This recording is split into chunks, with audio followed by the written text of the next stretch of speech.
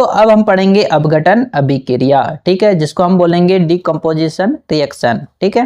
तो जब कोई एक पदार्थ भारी प्रभाव के कारण टूट जाता है और दो या दो से अधिक पदार्थों का निर्माण करता है तो वह अभिक्रिया अपघटन अभिक्रिया कहलाती है।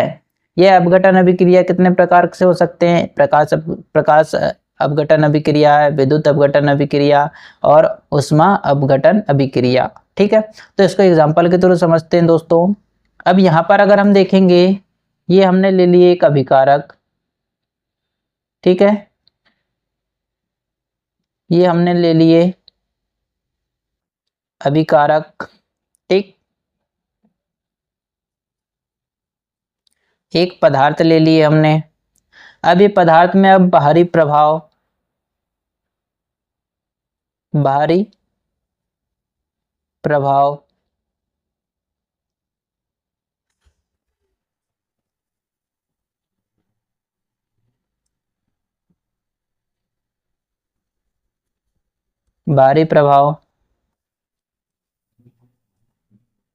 भारी प्रभाव पड़ेगा जब इसमें, ठीक है, भारी प्रभाव पड़ेगा तो ये दो या दो से अधिक पदार्थों का निर्माण करते हैं। मतलब कहने का मतलब है दोस्तों, एक उत्पाद बनेगा, फिर और एक उत्पाद बनेगा,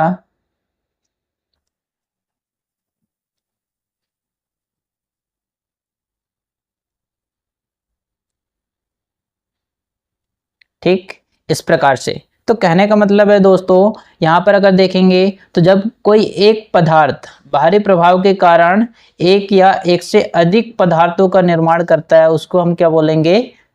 अपघटन अभिक्रिया, ठीक है। तो अपघटन अभिक्रिया आपको समझ में आया होगा दोस्तों। जब एक पदार्थ बाहरी प्रभाव के कारण एक या दो से अधिक उत्पादों का निर्माण या पदार्थों का निर्माण करता है, उसको हम क्या बोलेंगे? अपघटन अभिक्रिया, ठीक है।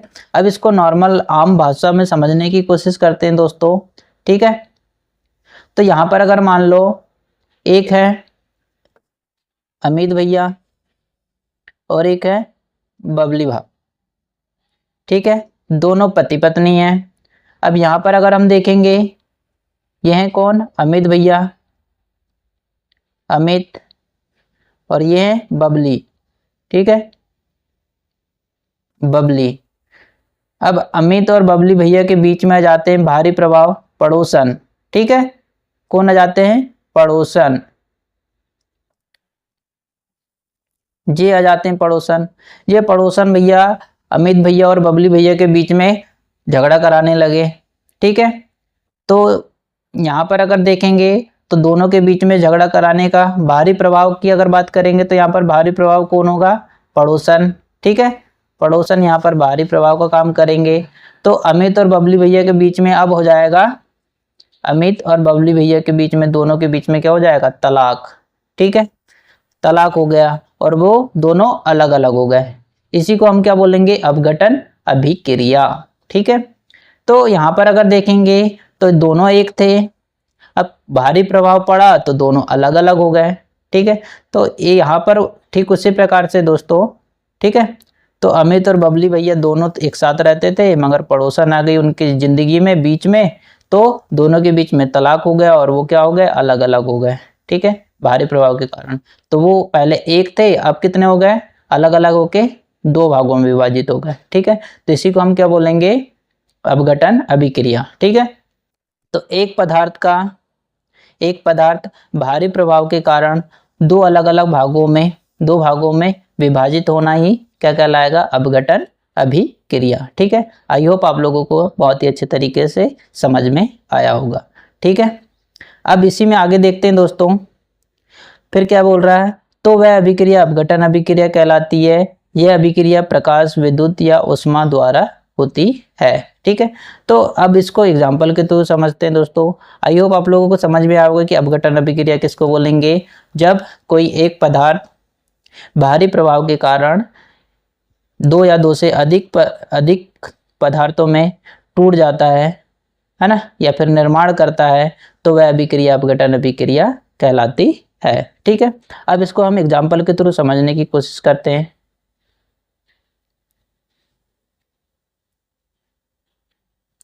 अब यहाँ पर अगर मान लो हमने एक पदार्थ ले लिए, ठीक है, कैल्शियम कार्बोनेट, ठीक है, CaCO3, कैल्शियम कार्बोनेट हमने एक पदार्थ ले लिया, ठीक है। जब हम इसको गर्म करेंगे, ठीक है, गर्म करेंगे, अब गर्म करने को किसी संकेत के रूप में लिख सकते हैं क्या दोस्तों? तो हाँ, गर्म करने को हम इस प्रकार से लिख सकते हैं, ठीक है। इसको हम क्या बोलेंगे? डेल्टा, ठीक है, क्या बोलते हैं? डेल्टा, ठीक, ये क्या कहलाता है? डेल्टा, ठीक है।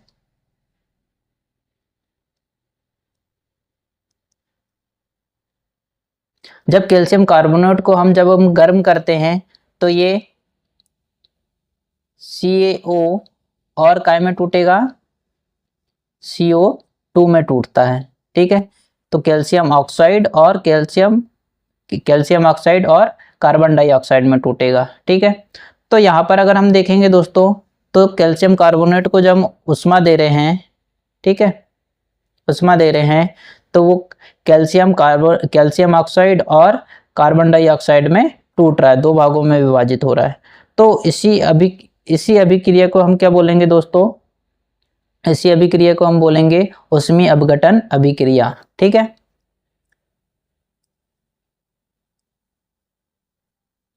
उष्मीय अपघटन अभिक्रिया, ठीक है, इसी को हम क्या बोलेंगे? उष्मीय अपघटन अभिक्रिया, ठीक है। तो यहाँ पर जैसे कि देखे हमने दोस्तों, ठीक है, कहेंगे दोस्तों उष्मीय अपघटन अभिक्रिया की परिभाषा क्या हो जाएगी? जब कोई एक पदार्थ उष्मीय अपघटन अभिक्रिया, उष्मा के कारण दो या दो से अधिक पदार्थों का निर्माण करना उष्मीय अपघटन अभिक्रिया कहलाएगी, ठीक है। तो यहाँ पर अगर दोस्तों उष्मीय अपघटन अभिक्रिया, ठीक है, जब कैल्शियम कार्बोनेट को जब हम उष्मा की सहायता से गर्म करते हैं, ठीक है, तो कैल्शियम ऑक्साइड और कार्बन डाइऑक्साइड का निर्माण होता है, ठीक है। तो CaCO3 किसका फॉर्मूला है दोस्तों?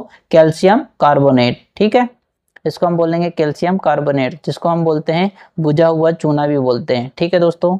तो एग्जाम में आपके आ सकता है कि बुझा हुआ चूना को जब हम उष्मा की मदद से जब हम क्रिया कराते हैं तो क्या क्या बनता है, ठीक है। तो इस प्रकार से क्वेश्चन आ सकता है कि बुझा हुआ चूना या फिर कैल्शियम कार्बोनेट को जब हम उष्मा की मदद से गर्म करते हैं तो क्या क्या किसका निर्माण होता है दोस्तों? कैल्शियम ऑक्साइड और कार्बन डाइऑक्साइड का निर्माण होता है, ठीक है।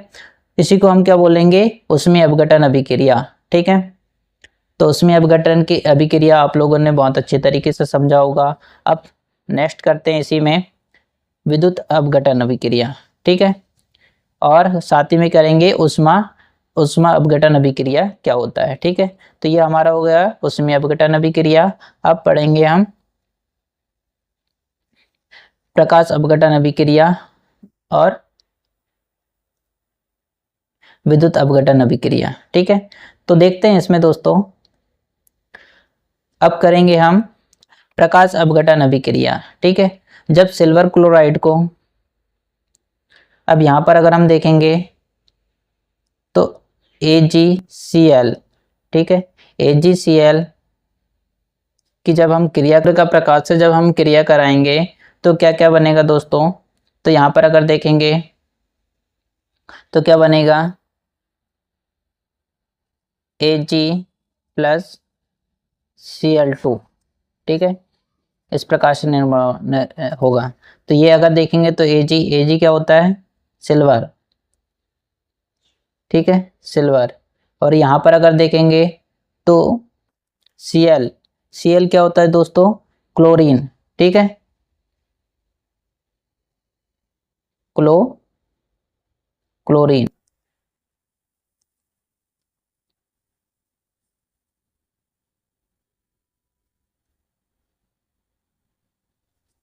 ठीक है। और Ag को क्या बोलेंगे हम? सिल्वर क्लोराइड, ठीक है, सिल्वर क्लोराइड, सिल्वर क्लोराइड। ठीक है, तो दोस्तों यहाँ पर अगर हम देखेंगे तो सूर्य के प्रकाश से ये अभिक्रिया हो रही है। ठीक है दोस्तों, तो इसको हम क्या बोलेंगे, प्रकाश अपघटन अभिक्रिया, क्योंकि प्रकाश सूर्य के प्रकाश से हो रहा है ना दोस्तों ये अभिक्रिया। ठीक है, तो इसको हम क्या बोलेंगे, प्रकाश अपघटन अभिक्रिया। इसी को हम बोलेंगे प्रकाश अपघटन अभिक्रिया। ठीक है, अभिक्रिया।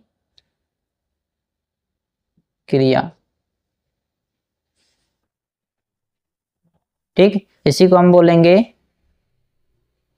प्रकाश अपघटन अभिक्रिया। ठीक है, तो अपघटन की परिभाषा, प्रकाश अपघटन अभिक्रिया की परिभाषा कैसी होगी दोस्तों, जब कोई पदार्थ, ठीक, जब कोई एक पदार्थ सूर्य के प्रकाश से क्रिया करके दो या दो से अधिक पदार्थों का निर्माण करती है तो वह अभिक्रिया प्रकाश अपघटन अभिक्रिया कहलाती है। एक पदार्थ है, एक पदार्थ कौन है हमारे पास में, सिल्वर क्लोराइड, जो सूर्य के प्रकाश के साथ क्रिया करके सिल्वर क्लोराइड और क्लोरीन बना रहा है। ठीक है, तो दो या दो से अधिक पदार्थों का निर्माण कर रहा है। ठीक है, इसी को हम क्या बोलेंगे, प्रकाश अपघटन अभिक्रिया। ठीक है, अब देखेंगे इसी में विद्युत अपघटन अभिक्रिया। ठीक है, विद्युत अपघटन अभिक्रिया।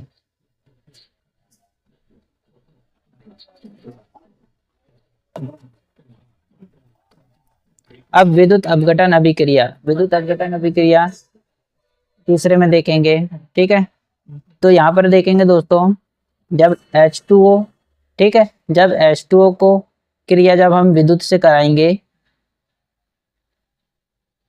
विद्युत से जब हम कराएंगे तो क्या बनेगा दोस्तों, 2H2 प्लस O2। ठीक है, तो इस प्रकार से यहाँ पर अगर देखेंगे तो H2O क्या है, जल। ठीक है, जल का जब विद्युत के साथ में हम क्रिया कराएंगे तो क्या बनेगा, 2H2O, मतलब हाइड्रोजन अभिक्रिया। ये क्या है, हाइड्रोजन, हाइड्रोजन और ऑक्सीजन गैस।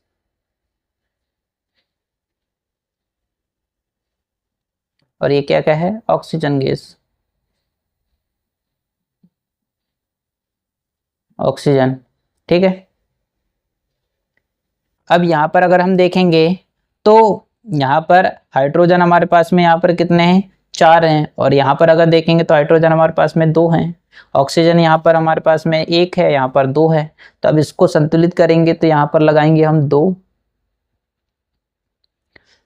तब ये समीकरण हमारा संतुलित होगा। ठीक है, तो यहाँ पर अगर हम देखेंगे दोस्तों तो ये अभिक्रिया किससे हो रही है दोस्तों, विद्युत से हो रही है, तो इसको हम क्या बोलेंगे, विद्युत अपघटन अभिक्रिया। ठीक है, इसको हम क्या बोलेंगे, विद्युत अपघटन अभिक्रिया। ठीक, अभिक्रिया। ठीक है, इसको हम क्या बोलेंगे, विद्युत अपघटन अभिक्रिया। ठीक है, तो विद्युत अपघटन अभिक्रिया की परिभाषा क्या हो जाएगी दोस्तों, जब कोई एक पदार्थ विद्युत अपघटन से क्रिया करके या विद्युत अपघटन के कारण दो या दो से अधिक पदार्थों में टूट जाना या दो या दो से अधिक उत्पादों का निर्माण करना विद्युत अपघटन अभिक्रिया कहलाती है। ठीक है, इस प्रकार से हम यहाँ पर विद्युत अपघटन अभिक्रिया, प्रकाश अपघटन अभिक्रिया और उष्मा अपघटन अभिक्रिया को समझे और साथ ही साथ अपघटन अभिक्रिया भी समझे। ठीक है, तो आई होप आप लोगों ने बहुत ही अच्छी तरीके से समझा होगा दोस्तों कि विद्युत अपघटन अभिक्रिया है ना, प्रकाश अपघटन अभिक्रिया है, उष्मा अपघटन अभिक्रिया और अपघटन के बारे में आप लोगों ने बहुत ही अच्छी तरीके से समझा होगा। ठीक है, अब करते हैं इसके आगे दोस्तों। यहाँ पर हम पढ़ेंगे अब वियोजन अभिक्रिया, डिसोसिएशन रिएक्शन। ठीक है, ये क्या होता है इसको समझते हैं। तो वियोजन अभिक्रिया, जब कोई एक पदार्थ बाहरी प्रभाव के कारण टूट जाता है, जब एक पदार्थ है जो बाहरी प्रभाव के कारण टूट जाता है और टूटने के बाद में दो या दो से अधिक पदार्थों का निर्माण करता है, परंतु बाहरी प्रभाव हटा लेने पर मूल पदार्थ फिर से बन जाता है, तो वह अभिक्रिया वियोजन अभिक्रिया कहलाती है। ठीक है। तो कहने का मतलब है दोस्तों, एक पदार्थ है, बाहरी प्रभाव के कारण वह दो या दो से अधिक पदार्थों में टूट जाता है और बाहरी प्रभाव हट जाने के बाद वह फिर से अभिकारक में बदल जाता है, या कहने का मतलब है कि उत्पाद बनने के बाद में वह फिर से अभिकारक बन जाता है। ठीक है, तो देखते हैं यहाँ पर, इसको समझते हैं। अगर यहाँ पर अगर हम देखेंगे, ये हमारे पास में है एक अभिकारक, जे अभिकारक, ठीक है। अब ये बाहरी प्रभाव के कारण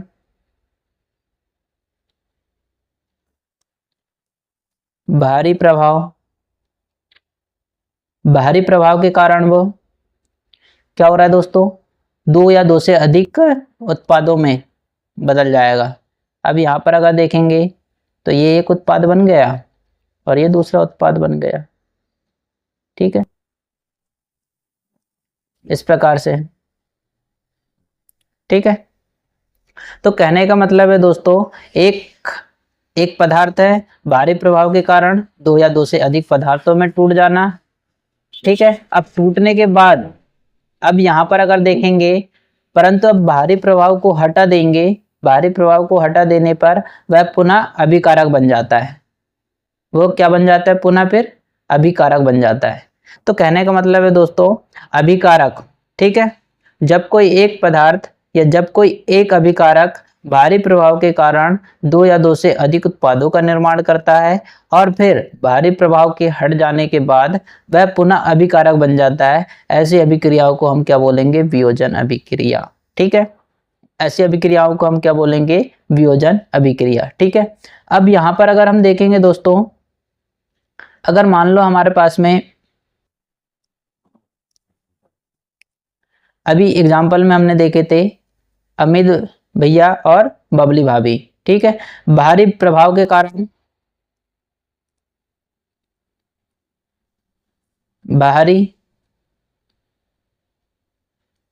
कारण क्या हुआ था दोस्तों, बाहरी प्रभाव के कारण पड़ोसी के कारण क्या हो गया था, इनका डिवोर्स हो गया था। ये दोनों दो अलग हो गए थे, अमित भैया अलग हो गए थे और बबली भैया अलग हो गए थे। अब ये बाहरी प्रभाव मतलब पड़ोसन, ठीक है, अब यहाँ पर अगर हम देखेंगे तो ये बाहरी प्रभाव को हटा देंगे तो ये क्या हो जाएंगे, फिर से हंसी खुशी अपना जीवन व्यतीत करने लगेंगे। ठीक है, तो यहाँ पर अगर देखेंगे तो अमित और बबली दोनों बाहरी प्रभाव के कारण अलग हो गए थे और बाहरी प्रभाव जैसे ही हटा वैसे ही दोनों एक हो गए। ठीक है, इस प्रकार से भी समझेंगे। तो अब इसको एग्जाम्पल के थ्रू समझने की कोशिश करते हैं दोस्तों। आई होप आप लोगों को नॉर्मल शब्दों में समझाने की कोशिश किया तो आपको समझ में आया होगा। अब इसके एग्जाम्पल के थ्रू एग्जाम्पल करते हैं। ठीक है दोस्तों, अब यहाँ पर अगर हम देखेंगे तो सबसे पहले हम ले लेंगे अमोनिया क्लोराइड का। ठीक है दोस्तों, अमोनिया क्लोराइड यहाँ पर अगर देखेंगे तो NH4, ठीक, NH4Cl, ये होता है अमोनिया क्लोराइड का सूत्र। ठीक है, जब इसको हम क्रिया कराएंगे तो क्या बनेगा, NH3 प्लस HCl का निर्माण होगा। ठीक है, जिसको हम बोलते हैं अमोनिया क्लोराइड, इसको हम बोलेंगे क्या, अमोनिया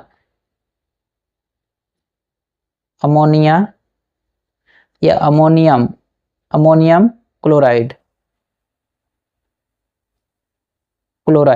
ठीक है, अमोनिया क्लोराइड से क्या बनता है, अमोनिया।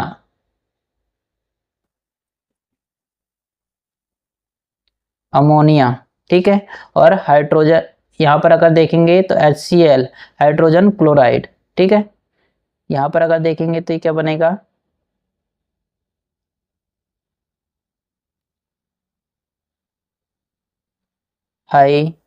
Hydrogen chloride. ठीक है, इस प्रकार से। तो दोस्तों यहाँ पर हमने देखा, अब ये अगर देखेंगे अमोनिया क्लोराइड को, जब हम यहाँ पर अगर देखेंगे बाहरी प्रभाव पड़ेगा यहाँ पर। ठीक है, बाहरी प्रभाव जब पड़ेगा इसको, तो ये 2 या 2 से अधिक पदार्थों में विभाजित हो जाएगा। NH3 मतलब अमोनिया बना लेगा और हाइड्रोजन क्लोराइड बना लेगा। जब ये बाहरी प्रभाव हटेगा तो ये पुनः क्या बन जाएगा दोस्तों, अमोनिया क्लोराइड बन जाएगा। ठीक है, तो आई होप आप लोगों को बहुत ही अच्छी तरीके से समझ में आएगा कि वियोजन अभिक्रिया हम किसको बोलेंगे। वियोजन अभिक्रिया वह अभिक्रिया कहलाती है जिसमें एक पदार्थ बाहरी प्रभाव के कारण 2 या 2 से अधिक पदार्थों का निर्माण करता है और बाहरी प्रभाव के हट जाने पर, ठीक है, इस बाहरी प्रभाव के हट जाने पर पुनः वह अभिकारक में बदल जाता है या एक पदार्थ में बदल जाता है, उसको हम क्या बोलेंगे, वियोजन अभिक्रिया। ठीक है, अब करते हैं नेक्स्ट दोस्तों। अब हम पढ़ेंगे विस्थापन अभिक्रिया, और विस्थापन अभिक्रिया के पहले ही हमें इसको समझना जरूरी है दोस्तों। ठीक है, तो ये चार्ट को हमको समझना बहुत जरूरी है, क्योंकि इस चार्ट से आपके 5 नंबर पक्के दोस्तों कि एक नंबर का ऑब्जेक्टिव आपके तिमाही, अर्धवार्षिक और वार्षिक पूर्व में सभी को मिलाकर 5 नंबर का इसमें है। तो दोस्तों ये चार्ट बहुत ही इंपॉर्टेंट है और हमें ये पता होना चाहिए दोस्तों। तो यहाँ पर अगर हम देखेंगे तो इसको हम क्या बोलेंगे, सक्रियता श्रेणी। ठीक है, इसको हम क्या बोलेंगे, सक्रियता श्रेणी। ठीक है,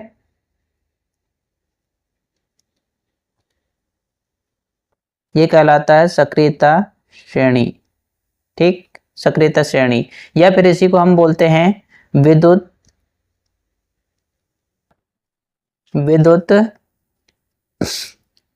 इसी को हम बोलेंगे विद्युत रासायनिक श्रेणी भी,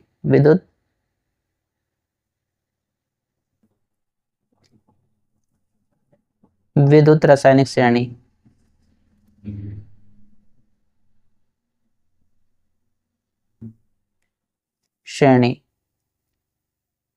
ठीक है, इसके 2 नाम हैं, तो ये हमें याद होना चाहिए दोस्तों। और इसको याद करने के लिए हम देखेंगे, तो यहाँ पर अगर हम देखेंगे तो इसको हम सक्रियता श्रेणी बोलेंगे या फिर विद्युत रासायनिक श्रेणी। ठीक है, अब इसको समझते हैं दोस्तों।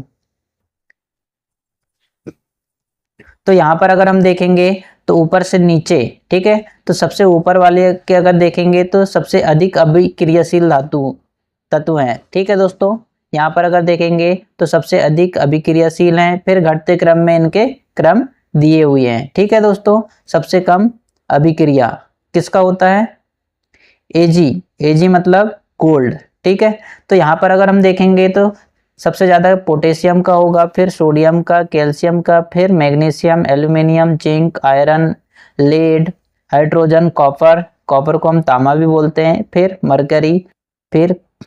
मरकरी को हम क्या बोलेंगे, पारद। ठीक है, फिर Ag सिल्वर और गोल्ड। ठीक है, तो इस प्रकार से इनके अभिक्रिया दिए हैं अधिक से कम की ओर। ठीक है, अब इसको दोस्तों याद हम कैसे करेंगे, तो इसका एक ट्रिक है। तो यहाँ पर हम देखेंगे उसको, तो K से आता है दोस्तों, K से कल्लू, K से क्या आएगा, यहाँ पर अगर हम देखेंगे तो K से कल्लू। ठीक,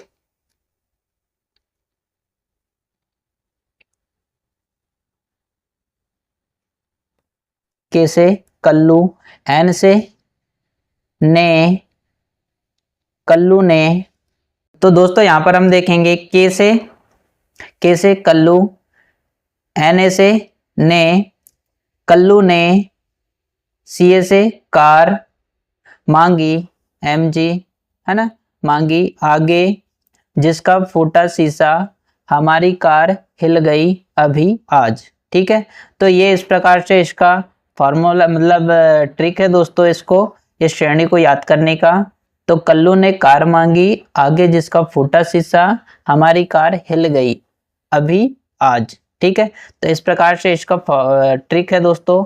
इस प्रकार से हम बहुत ही आसानी से और बहुत ही सरल शब्दों से मतलब इसको हम याद कर पाएंगे। ठीक है, तो यहाँ पर अगर हम देखेंगे दोस्तों, तो सबसे अधिक क्रियाशील धातु अगर मैं यहाँ पर अगर बात करूँ तो Zn, है ना, यहाँ पर अगर देखेंगे ZnHg, इस प्रकार से अगर दे दिया। अब यहाँ पर अगर हम देखेंगे तो कौन से तत्व की अभिक्रिया क्रियाशील ज़्यादा है, ठीक है, अधिक क्रियाशील धातु है या तत्व है, ठीक है। तो यहाँ पर अगर देखेंगे तो Zn, अगर Zn अधिक क्रियाशील तत्व है या फिर Hg अधिक क्रियाशील तत्व है, आप बताएंगे दोस्तों इसमें अधिक क्रियाशील तत्व कौन है, ठीक है। तो यहाँ पर अगर देखेंगे तो यहाँ पर अगर हम देखेंगे तो Zn अधिक क्रियाशील तत्व है, क्योंकि यहाँ पर अगर देखेंगे तो Zn ऊपर आ रहा है और Hg, ठीक है, Hg मरकरी जिसको हम बोलेंगे, ये क्या है, नीचे है, मतलब ये कम क्रियाशील तत्व है, ठीक है। अब इसी प्रकार से यहाँ पर अगर हम बात करेंगे Ag और Mg, Ag और Mg में कौन अधिक क्रियाशील तत्व है और कौन कम क्रियाशील तत्व है, ये आप कमेंट में इसका आंसर देंगे, ठीक है दोस्तों, कि Ag अधिक क्रियाशील तत्व है या Mg अधिक क्रियाशील तत्व है, ठीक है। तो ठीक है दोस्तों, आई होप आप लोगों को समझ में आया होगा दोस्तों सक्रियता श्रेणी, जिसको हम बोलेंगे विद्युत रासायनिक श्रेणी भी, ठीक है। अब करते हैं नेक्स्ट, हम समझेंगे विस्थापन अभिक्रिया, ठीक है, विस्थापन अभिक्रिया, डिस्प्लेसमेंट रिएक्शन, जिसको हम बोलेंगे डिस्प्लेसमेंट रिएक्शन, ठीक है। तो विस्थापन अभिक्रिया का क्या होती है, इसको देखते हैं। जब अधिक क्रियाशील तत्व किसी कम क्रियाशील तत्व को उसके यौगिक से विस्थापित करके स्वयं उसका स्थान ले लेता है, तब उस अभिक्रिया को एकल विस्थापन अभिक्रिया कहते हैं, ठीक है। तो इसको समझते हैं दोस्तों। तो जब अधिक क्रियाशील तत्व किसी कम क्रियाशील तत्व को, तो यहाँ पर हमने देखा, अभी पढ़े थे दोस्तों कि सक्रियता श्रेणी में कि अधिक क्रियाशील तत्व और कम क्रियाशील तत्व की सारणी हमने देखे थे, ठीक है। उसी प्रकार से यहाँ पर हम देखेंगे तो यहाँ पर हम ले लेते हैं एग्जाम्पल के थ्रू समझने की कोशिश करते हैं। यहाँ पर हम ले लेते हैं एक तत्व Zn, ठीक, Zn ले लेते हैं। अब Zn को हम Fe, ठीक, Zn को जब हम FeSO4, जिसका हम बोलेंगे Zn, अब इसमें देखेंगे Zn मतलब क्या होता है दोस्तों, जिंक को हम क्या बोलते हैं, Zn, ठीक है, जिंक। और FeSO4 क्या है, आयरन सल्फेट, ठीक।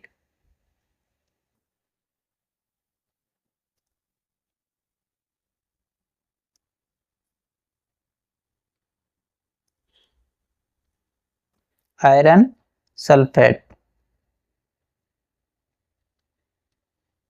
ठीक, आयरन सल्फेट। जब हम इसकी क्रिया कराएंगे तो क्या है दोस्तों, Zn और Fe में अगर देखेंगे जिंक और आयरन में अधिक क्रियाशील तत्व कौन सा है दोस्तों, Zn। अधिक क्रियाशील तत्व बोलेगा कि Fe भाई आप अलग चले जाओ, ठीक है।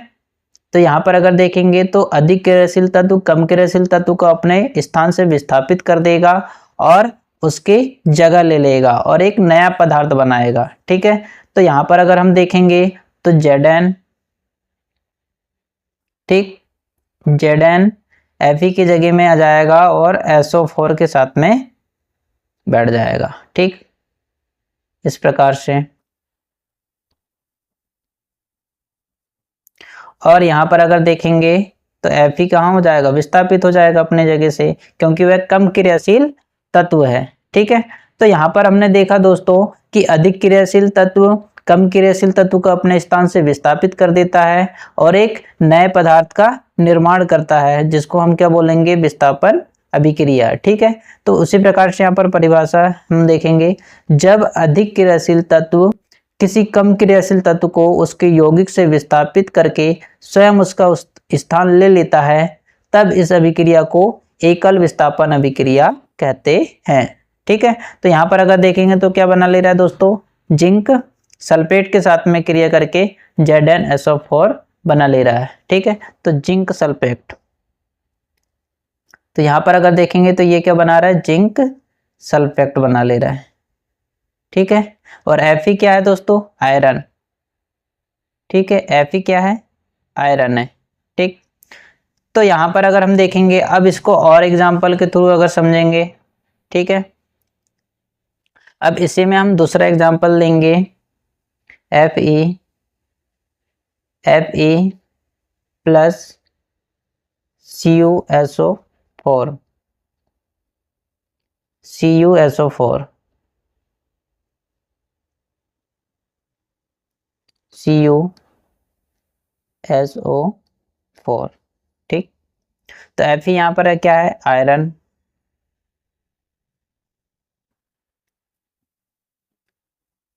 Iron plus CuSO4 copper sulphate, copper sulphate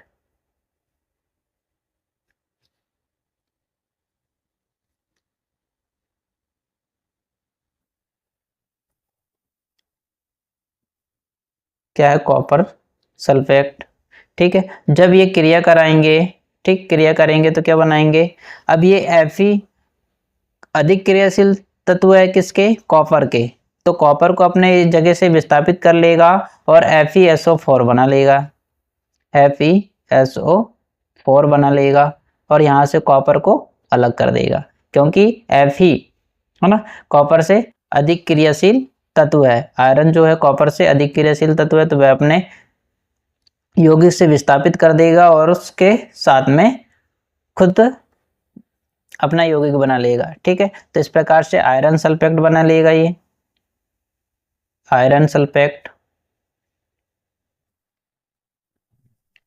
और यहाँ पर अगर देखेंगे तो कॉपर को क्या कर देगा, वो अपने जगह से विस्थापित कर देगा, ठीक है। तो यहाँ पर हमने बहुत ही अच्छे तरीके से समझा दोस्तों, विस्थापन अभिक्रिया, विस्थापन अभिक्रिया क्या कहलाएंगे, ठीक, जब अधिक क्रियाशील तत्व किसी कम क्रियाशील तत्व को अपने यौगिक से विस्थापित कर देता है, ठीक है, अपने यौगिक से विस्थापित कर देता है, उसको हम क्या बोलेंगे, उसको हम बोलेंगे विस्थापन अभिक्रिया, ठीक है। तो दोस्तों यहाँ पर हमने विस्थापन अभिक्रिया को बहुत ही अच्छे तरीके से समझा। अब करेंगे नेक्स्ट द्विविस्थापन अभिक्रिया, ठीक है। अब हम करेंगे द्विविस्थापन अभिक्रिया। वहां पर अगर देखेंगे तो एक बार विस्थापन हो रहा था दोस्तों, यहाँ पर अगर हम देखेंगे तो द्विविस्थापन का मतलब क्या होता है, डबल डिस्प्लेसमेंट रिएक्शन, ठीक है। तो इसको समझेंगे, इस अभिक्रिया में दो अलग अलग यौगिकों के आयनों का आदान प्रदान होता है, ठीक है। तो उदाहरण में अगर हम देखेंगे तो AgNO3 प्लस NaCl से जब क्रिया कराते हैं तो क्या बनता है दोस्तों, AgCl प्लस NaNO3, ठीक है, इस प्रकार से बनता है, ठीक है। तो इस प्रकार से यहाँ पर अगर देखेंगे तो यहाँ पर अगर देखेंगे तो Ag किसके साथ में, Cl के साथ में क्रिया करके, फिर NO3 किसके साथ में क्रिया कर रहा है, Na के साथ में, है ना, Na। तो यहाँ पर अगर देखेंगे तो दो बार विस्थापन हो रहा है, ठीक है, दो बार विस्थापन हो रहा है, इसी कारण से इसको द्विविस्थापन अभिक्रिया बोलेंगे, ठीक है।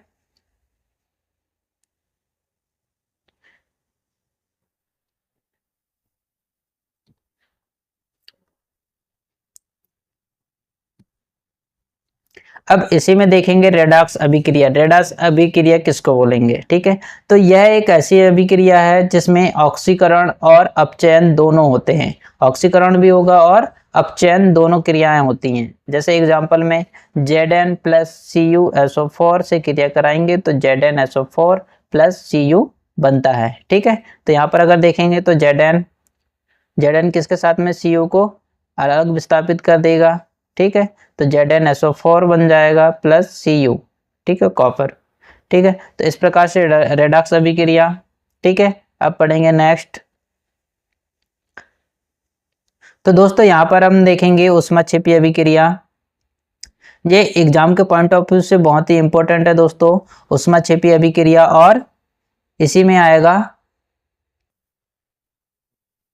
तो ऊष्माक्षेपी अभिक्रिया को हम समझते हैं दोस्तों। तो ऊष्माक्षेपी अभिक्रिया वे रासायनिक अभिक्रियाएं हैं जिनमें ऊष्मा ऊर्जा बाहर निकलती है, ऊष्मा जो ऊर्जा है वो बाहर निकलती है। इन अभिक्रियाओं में अभिकारकों की कुल ऊर्जा उत्पादकों की कुल ऊर्जा से अधिक होती है और यह अतिरिक्त ऊर्जा ऊष्मा के रूप में मुक्त करती है। ऐसी अभिक्रियाओं को हम क्या बोलेंगे, ऊष्माक्षेपी अभिक्रिया, ठीक है।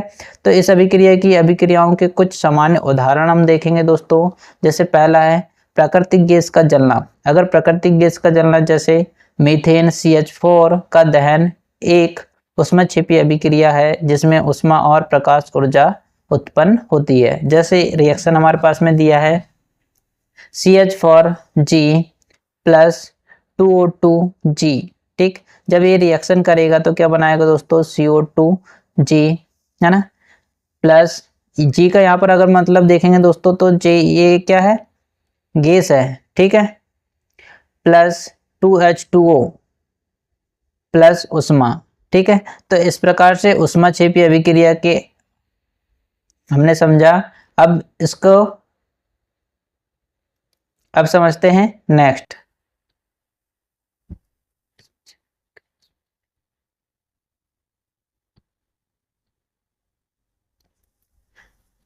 अब हमने देखा दोस्तों ऊष्माक्षेपी अभिक्रिया का पहला एग्जाम्पल, अब देखेंगे ऊष्माक्षेपी अभिक्रिया का दूसरा एग्जाम्पल, ठीक है।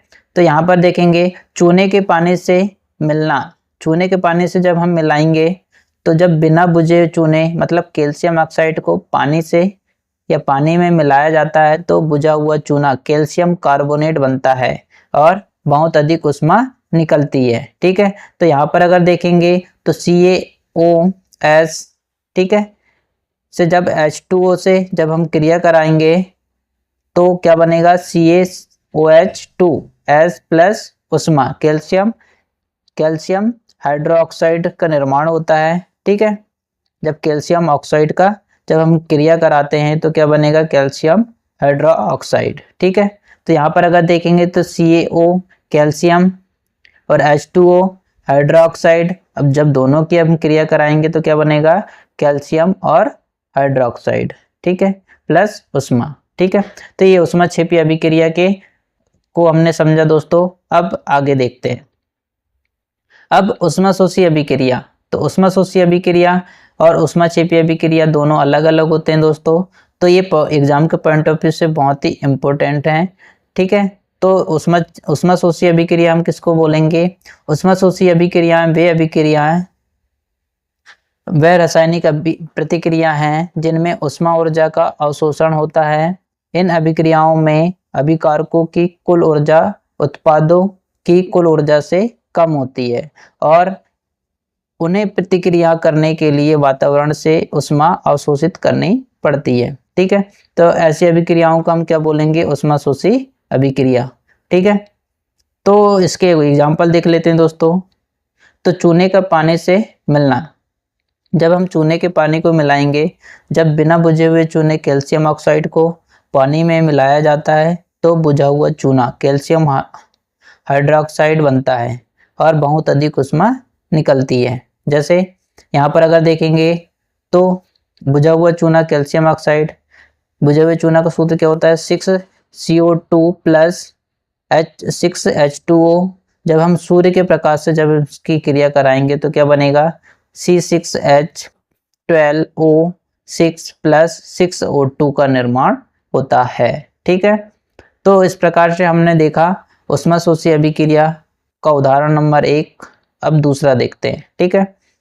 तो कैल्शियम कार्बोनेट का अपघटन, जब कैल्शियम कार्बोनेट को गर्म किया जाता है तो यह उष्मा को अवशोषित करके कैल्शियम ऑक्साइड और कार्बन डाइऑक्साइड में विघटित हो जाता है, ठीक है।